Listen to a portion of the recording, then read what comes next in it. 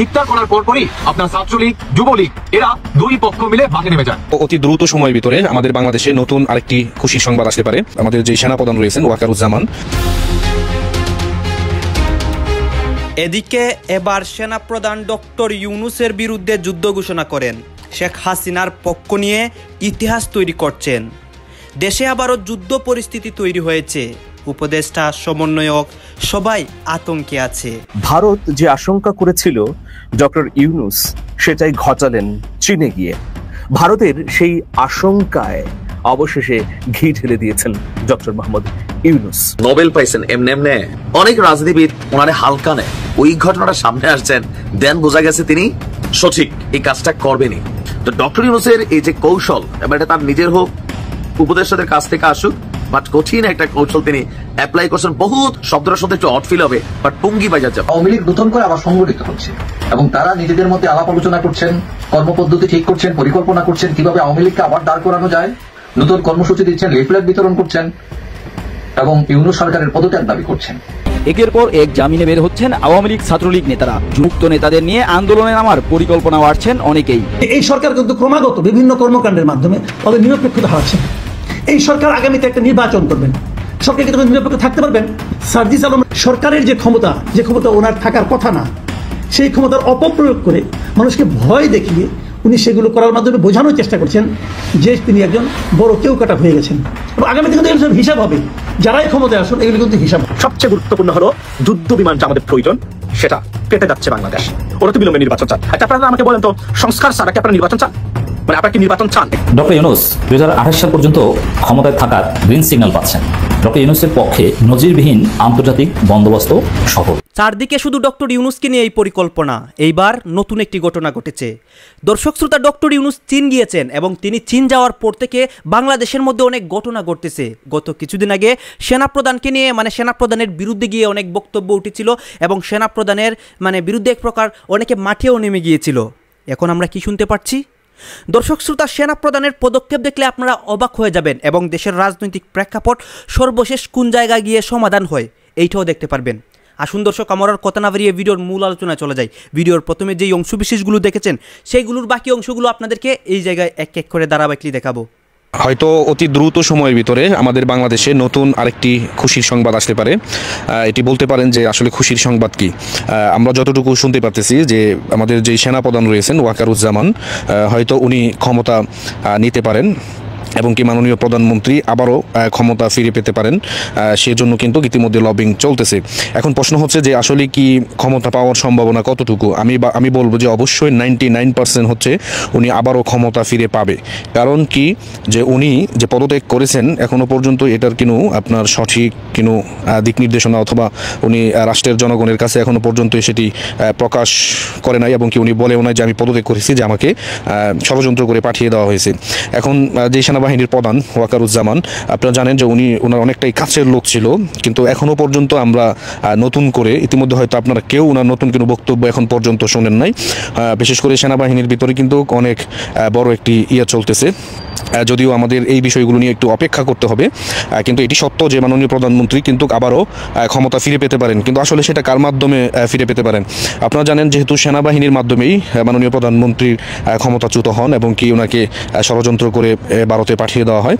এখন আমি মনে করি যে যে সেনাবাহিনীর প্রধান রয়েছে উনি হয়তো আপনার ডক্টর ইউনূসের কাছ থেকে ক্ষমতা নিতে পারেন এবং কি মাননীয় প্রধানমন্ত্রীকে আবারও ক্ষমতা বুঝিয়ে দিতে পারেন। কারণ বর্তমান দেশের যে পরিস্থিতি, এই পরিস্থিতিতে একমাত্র মাননীয় প্রধানমন্ত্রী শেখ হাসিনাকে ছাড়া এই দেশের পরিস্থিতি কন্ট্রোল করার মতন সক্ষমতা আমার মনে হয় বিরোধী দল যারা আছেন তাদেরও কিন্তু নাই।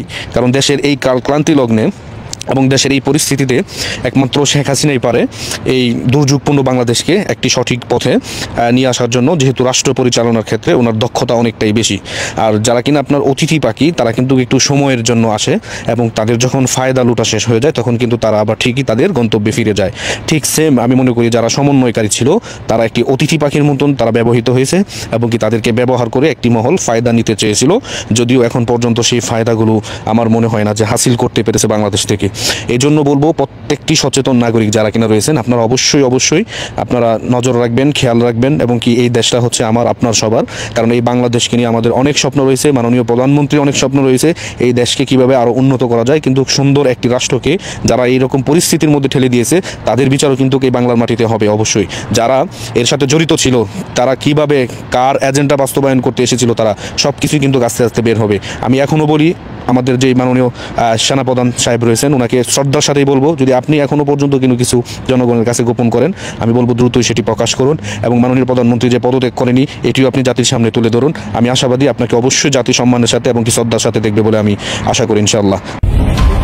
একের পর এক জামিনে বের হচ্ছেন আওয়ামী লীগ ছাত্রলীগ নেতারা। জুলাই অভ্যুত্থানে হত্যায় জড়িত কিংবা হুকুমের আসামি হিসেবে অভিযুক্তরাও পাচ্ছেন জামিন। গত কয়েকদিনের সংবাদ মাধ্যমের খবর বিশ্লেষণে দেখা যায় সারা দেশের বিভিন্ন জায়গায় জুলাইয়ে গুলিবর্ষণ সহ নানা অভিযোগের মামলায় জেলে থাকা আসামিরা জামিনে মুক্তি পাচ্ছেন।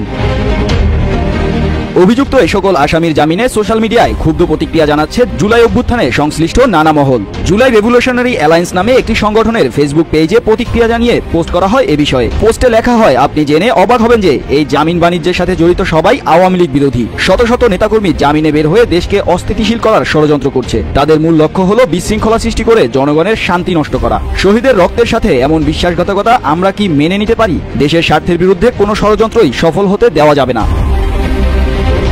এদিকে জামিনে মুক্তি পাওয়ার ঘটনায় আওয়ামী লীগের কর্মীরা সোশ্যাল মিডিয়াতে সরব হয়ে নানা পোস্ট করছেন। মুক্ত নেতাদের নিয়ে আন্দোলনে নামার পরিকল্পনা আছেন অনেকেই।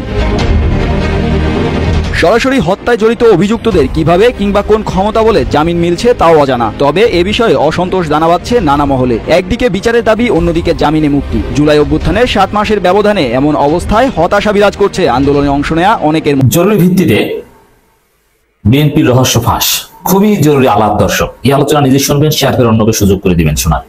অতি জরুরি আলাপ। খুব দ্রুত বাংলাদেশের রাজনীতিতে অঘটন ঘটতে পারে, বড় কিছু ঘটবে। বিএনপি মার খাবে, বিএনপি ধ্বংস হবে।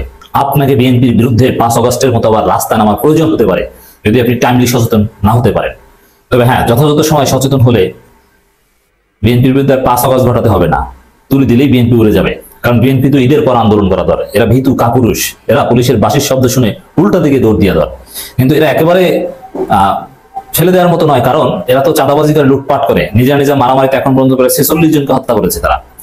অতএব এদেরকে একদম ছোটভাবেও দেখা যাবে না। এই দল কি শুরু করেছে দর্শক, কত বড় অঘটন ঘটাচ্ছে, আপনি অবাক হবেন। এদের এই রহস্য ফাঁস হয়েছে, যেই দেখছে সে অবাক। এটা কি বিএনপি?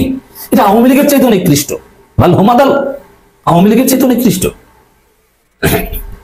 এরা কতটা ফ্যাসিস্ট হয়ে উঠতে চায়, তারা এখন এটা ফাঁস হয়ে গিয়েছে। তারা কতটা অটোক্রেটিক হয়ে উঠতে চায়, ফাঁস হয়ে যাচ্ছে।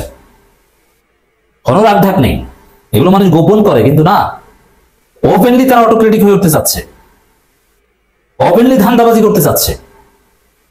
উপরে উপরে তো মানুষ ভালো কথা বলে আর তলে তলে বিরোধিতা করে, কিন্তু না, একদম ওপেনলি বিএনপি 24-এর বিপ্লবের বিরোধিতা করছে, 24কে ছোট করছে, ভারতের পক্ষে অবস্থান নিচ্ছে, আওয়ামী লীগের পক্ষে অবস্থান নিচ্ছে। কি ঘটিয়েছে দর্শক, এই আলোচনা শুনবেন, মানুষকে শোনাবেন। আমি একদম ক্লারিফাই করে সকলের কাছে বোধগম্য করে উপস্থাপন করছি। ডক্টর মোহাম্মদ ইউনূস নোবেল পাইছেন এমনে 84 বছর বয়স সম্ভবত কাছাকাছি। এই বয়সে আইসা ওনার চুলগুলা যে সাদা হয়েছে, নোবেল পাইছে 30 নিয়া চিন্তা করে অনেক রাজনীতিবিদ ওনারে হালকা নেয়। যদিও বিষয়টা কয়েকদিন আগে আলোচনায় ছিল, কিন্তু ওইভাবে এটা নিয়ে বড় আলোচনা হয়নি। আজকে যখন তিনি জার্মানির একটা পত্রিকা আপনার স্পিগাল তাদের সাথে একটা সাক্ষাৎকারে ওই ঘটনাটা সামনে আসছেন, দেন বোঝা গেছে তিনি সঠিক এই কাজটা করবেনই। সংস্কার নিয়ে নানান কথা হচ্ছে, তো আমরাও কিন্তু সংস্কার চাই। এদেশে দেখেন অনেক সিস্টেম আছে যেগুলা সংস্কার করা জরুরি, তবে রাজনৈতিক নেতারা আবার সব সংস্কারের পক্ষে না। আবার ডক্টর মোহাম্মদ ইউনূসের সরকারও সংস্কার নাম দিয়ে যে সব একদম মানে অন্য কিছু হয়ে যাবে সেটাও না। সংস্কার নামে তারাও কালক্ষেপণ করছে, এনসিপি কে সুবিধা দিচ্ছে, বিএনপির অনেক নেতার দাবি। যাই হোক, এই সংস্কার ইস্যুটাতে যেগুলো খুবই গুরুত্বপূর্ণ, নিজেদের জন্য ফায়দাজনক, এগুলোতে অনেকেই রাজি হবে না। কারণ আমাদের যে সংস্কার কমিশন তাদের রিপোর্ট আসছে, অনেকে মত দিছে, অনেকে দ্বিমত দিছে। তো ডক্টর মোহাম্মদ ইউনূস বলছেন যে আপনার জুলাই অভ্যুত্থান, সরকার প্রধানের দায়িত্ব গ্রহণ, শেখ হাসিনার দুঃশাসন, সংস্কার প্রস্তাবনা সহ বিভিন্ন বিষয়ে তার কাছে এই জার্মানির গণমাধ্যম স্পিগেল এর যিনি সাংবাদিক আছেন লরা হফলিঙ্গার, তাকে প্রশ্ন করেছেন। তো তিনি বলছেন বিভিন্ন বিষয়ে সংস্কার প্রস্তাব করা হয়েছে, যেগুলো রাজনৈতিক দলগুলোর কাছে পাঠানো হবে এবং তাদের সংস্কার বিষয়ে সম্মত অসম্মত মানে রাজি নারাজি অথবা পরিবর্তন সহ সম্মত এই 3টি উত্তর দিতে বলা হবে। যে কথার কথা ভাত খাবা, হ্যাঁ না, বিরিয়ানি দিয়ে দিলে খাবো, এরকম টাইপের 3টা উত্তর থাকবে। এর মাধ্যমে দলগুলোর কাছ থেকে প্রতিশ্রুতি নেওয়া হবে এবং সেগুলো ওয়েবসাইটে প্রকাশ করে দেওয়া হবে। কোথায় প্রকাশ করা হবে? ওয়েবসাইটে। কেন? যেন সাধারণ মানুষ দেখতে পারেন এই যে সংস্কার কমিশন যা যা প্রস্তাবনা দিচ্ছে, যেগুলো রাজনৈতিক নেতারা নির্বাচনের আগে সরকারকে ওয়াদা দিয়ে আসতেছে যে হ্যাঁ আমরা এটা মানবো, এটা করবো, এটা করবো না, করলে এইভাবে করবো, ওইভাবে করবো না, ক্ষমতা পাওয়ার পর সংসদে গিয়া তারা যেন কথা দিলে এমন তো টাইপের দিছি তো কথা, টাকা দিতে না দেবো কখন, যেই মাসে শুক্রবার নাই, এরকম ওয়েট করতে হবে। অনেক রাজনীতিবিদরা বাংলাদেশকে নিয়ে এরকম ওয়েট করা। তো ডক্টর ইউনূসের এই যে কৌশল, এবার এটা তার নিজের হোক, উপদেষ্টাদের কাছ থেকে আসুক, বাট কঠিন একটা কৌশল তিনি অ্যাপ্লাই করছেন বহুত রাজনীতিবিদদের। শব্দটা শুনতে একটু অড ফিল হবে, বাট পুঙ্গি বাজার যাবে। কেন? আপনি এখন যা ওয়াদা করবেন এটি ওয়েবসাইটে থাইকা যাবে, জাতি দেখবে, যখন পূরণ করবে না সেই ওয়েবসাইটে থেকে মানুষ আইনে সামনে আনবে। এই আপনি প্রতিশ্রুতি দিয়েছিলেন যে আমি খাবো অথবা আমি খাবো না, অথবা আপনি বিরিয়ানি দিয়ে দিলে খাবেন, তখন যদি লড়চড় করে এগুলা প্রকাশিত হয়ে যাবে, মানে বিতর্ক তৈরি করবে। এছাড়া তিনি বলছেন যে এটি জুলাই সনদ হিসাবেও স্বীকৃতি পাবে। যে জুলাই সনদ নিয়ে বিএনপি এখন পর্যন্ত অনেকটা দ্বিমত অবস্থানে আছেন, বাট আমার কাছে খুবই মানে গুরুত্বপূর্ণ অংশ মনে হয়েছে এই যে তিনি এটা প্রকাশ করবেন। অনেকদিন আগে বলছিলেন, তো কেউ কেউ বলছিল এটা রাজনীতিবিদদেরকে বা রাজনৈতিক নেতাদেরকে একটু প্রেসারে ফেলা, চাপে ফেলা, নানান এটা কিছু। বাট আন্তর্জাতিক অঙ্গনে যখন তিনি বক্তব্য দিচ্ছেন, তার মানে তিনি এটা করবেনই করবেন। একদিকে ভালো, বাট আরেকদিকে অনেকে মনে করছে যে এটা রাজনীতিবিদদের পুঙ্গি বাজানোর পরিকল্পনা। তবে হইলে তো সবাই বিপদে পড়বে, তাই না? আমি মনে করি স্বচ্ছতা দরকার আছে থাকা। আমরা হতভাগা একটা জাতি, আমাদের মানুষ আমরা চিনতে পারলাম না, সারা পৃথিবীর মানুষ ওনাকে চিনে, আমরা চিনতে পারি নাই, আমাদেরকে চিনতে দেওয়া হয় নাই। আমাদের সামনে ওনাকে তুলে ধরা হয়েছিল একজন ঘুষখোর হিসাবে। কত ভাগ্য খারাপ আমাদের। আমরা যদি আর 10টা বছর আগে ওনারে পাইতাম, এই দেশ সত্যি সোনার বাংলা হয়ে যেত। উনার সম্বন্ধে না মোদিজির ধারণা আছে না শেখ হাসিনার ধারণা আছে, কোন ধারণাই ছিল না। ধারণা ছিল না বলেই তো টুস করে ডুবাই দিতে চায়, টুস করে উঠাইতে চায়। কত বড় খারাপ মানুষ হইলে 84 বছর বয়সের একটা মানুষকে 7 তলায় 8 তলায় লিফট বন্ধ করে দিয়া সিঁড়ি দিয়ে উঠাইছে। হ্যাঁ, সিঁড়ি দিয়ে উঠাইছে, আগে পিছনে পুলিশ দিয়া। চিন্তা করতে পারেন, সারা দুনিয়ার মানুষ যাকে সেলুট দেয়, যার জন্য প্লেন পাঠায়, বিশেষ প্লেন পাঠায় নিয়ে যায়। আচ্ছা, চীনে যায় উনি কি করবেন? চীনে যায় হাসিনার মতো ফটো সেশন করবে না। লাস্ট কোথায় সফর করছিল শেখ হাসিনা? এই চীনে। হ্যাঁ, ফুল কোর্স কমপ্লিট করতে পারে নাই, কয়েকদিন আগেই ঢাকায় চলে আসছে, কারণ কোনো সাহায্য পায় নাই, কোনো সম্মান পায় নাই। কি সম্মান দিবে ভাই? তারা তো সব খবর রাখে, কে কই থেকে আসছে, গোড়া কোথায় কার, সব খবর রাখে। দেখেন না ইউনূস স্যারকে এখন সব রকম সহযোগিতার হাত বাড়ায় দিছে। বাংলাদেশের সাথে চীন সব রকম ব্যবসা করতে রাজি।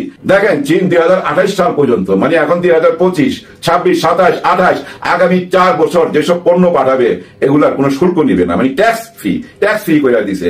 এই যে দেখেন ওনার একটা 30 ফর্মুলা, 30 মানে 3টা শূন্য একটা ফর্মুলা সারা বিশ্বে এখন ছড়ায় গেছে। এবার যে অলিম্পিক হয়েছিল এই 30 ফর্মুলাকে সামনে রাখা হয়েছে। আবার অলিম্পিকের ঘোষণা দিছে 100 বছর পর ফ্রান্সে যে অলিম্পিক হবে সেখানে এই 30 বাস্তবায়ন হয়ে যাবে। বর্তমানেও বাস্তবায়ন হচ্ছে সারা পৃথিবীতে। এই 30 কি জানেন? 3টা শূন্য মানে আপনার চাকরি নাই, আপনি বেকার। এই কথাটা শুনতে রাজি না উনি। আমি খুব মোটা দাগে বলতেছি, যেহেতু আমার মোটা মাথা, মোটা বুদ্ধি দিয়ে আপনাকে বুঝাইতেছি যে পৃথিবীতে চাকরি নাই জওয়ানদের জন্য, ইয়াং ছেলেদের জন্য। এই কথা উনি শুনতে রাজি না। আরেকটা কি? খাদ্য নাই, দারিদ্রতা। না খেয়ে কেউ মরতে পারবে না। ওই শূন্যের মধ্যে, 3টা শূন্যের মধ্যে আরেকটা, না খেয়ে কেউ মরবে না এই পৃথিবীতে। এইটাই উনি চান। আরেকটা কি জানেন? ওই যে কল কারখানা, আমরা যে ইট ভাটা দিয়ে যে ধোয়া উড়াই, ধোয়া এইসব যায় না, পৃথিবীটাকে ধ্বংস করে দিতেছে। পাখিরা মইরা যাইতেছে, গাছপালা মইরা যাইতেছে, পুরো পৃথিবী ধ্বংসের দিকে চলে যাবে আগামী 500 বছর পর। ওই 500 বছর পর কি হইতে পারে সেটা উনি চিন্তা ভাবনা করে এই 30 ফর্মুলাটা দিছে, যেটা পৃথিবীতে বাস্তবায়ন হইতেছে। আর এই 30 ফর্মুলাটা কোথেকে আরম্ভ হয়েছে জানেন? এই চীন মৈত্রীতেই উনি প্রথম এটা উদ্বোধন করেন। কিন্তু আমরা কি জানি? আমাদেরকে জানতে দেওয়া হয়েছে? আমাদের বইতে লেখা হয়েছে? এগুলা লেখা হয় নাই। ওনাকে নিয়ে সারা পৃথিবীতে তো এখন কারাগারি। কারাগারি। আমেরিকাও চায় ওনাকে, চীনও চায়, মালয়েশিয়াও চায়, রাশিয়াও চাইবে, প্রত্যেকটা মানুষই চাইবে ওনাকে। গতকালকে ছিলেন উনি হাইনান শহরে। হাইনান একটা প্রদেশ, ভারতে যেমন অনেকগুলো প্রদেশ নিয়ে একটা ভারত, তেমনি চীনেরও অনেকগুলা প্রদেশ নিয়ে চীন, বড় বড় দেশগুলো এরকম ভাগ ভাগ থাকে। ওই হাইনান গভর্নমেন্ট, ওই প্রদেশের যে গভর্নমেন্ট, ওই গভর্নমেন্টের প্রধান উপদেষ্টা ছিলেন, মানে অ্যাডভাইজার ছিলেন আমাদের ইউনূস স্যার। আমরা কি কথাটা জানতাম না, আমরা জানতাম না, আমরা আরো অনেক কিছু জানি না।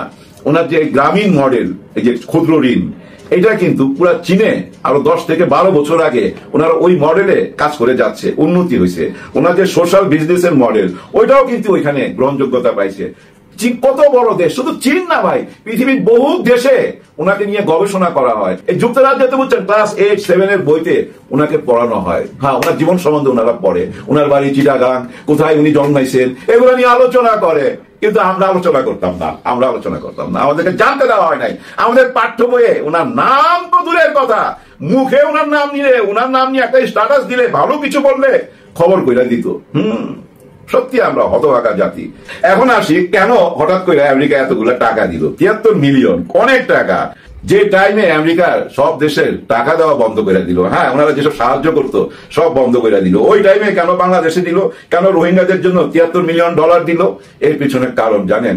মিয়ানমারে যাওয়ার একটা রাস্তা লাগবে। হ্যাঁ, ওই মিয়ানমারে যদি যাইতে হয়, এক হয় ভারত হইয়া, আর না হয় বাংলাদেশ হইয়া, আর কোনো রাস্তা নাই। কিন্তু বাংলাদেশ সে রাস্তা দেবে, কেন দিবে না? দিলেই তো তাদের সঙ্গে একটা চুক্তি করতে পারবে মিয়ানমারের সাথে, ঠিক আছে আমি তোমাকে রাস্তা দিলাম, কিন্তু তোমার এই যে। আমরা এখানে দেখতে পাচ্ছি দেশের বিভিন্ন পরিস্থিতি, দেশের অবস্থা এবং দেশের রাজনৈতিক প্রেক্ষাপট নিয়ে অনেক কথা হচ্ছে, বিশেষ করে সেনাপ্রধান, আবার ডক্টর ইউনূস, এইসব নিয়ে অনেক কথা হচ্ছে। দর্শক শ্রোতা, দেশের যে রাজনৈতিক এই প্রেক্ষাপট, এইসব নিয়ে কিন্তু অনেকেই আতঙ্কে রয়েছে যে আমাদের দেশের মধ্যে কী ঘটবে, আমাদের দেশের মধ্যে কী এইসব হচ্ছে। এবং ডক্টর ইউনূস কিন্তু আমাদের দেশে এসেছিলেন ভালো কাজ করার জন্য, এবং তাকে নিয়ে অনেকে কী কথা হয়, অনেকে কিন্তু তার বিরুদ্ধে কথা বলে, আবার অনেকে বলতেছে ডক্টর ইউনূস নাকি আমাদের দেশটা চালাতে পারছেন না। দর্শক শ্রোতা, তিনি কিন্তু আমাদের দেশটাকে প্রথম থেকেই, তিনি যখন শেখ হাসিনার পতন হয়, তারপরে ডক্টর ইউনূস দেশে আসেন, এবং তিনি সেই সময় থেকে আমাদের দেশকে সামনে এগিয়ে নিয়ে যাওয়ার জন্য, এবং তিনি কিন্তু ধাপে ধাপে অনেক উন্নয়ন করতেছে। আবার অনেকে কিন্তু শেখ হাসিনাকে চাচ্ছে। আপনারা কি চান শেখ হাসিনা দেশে আসুক?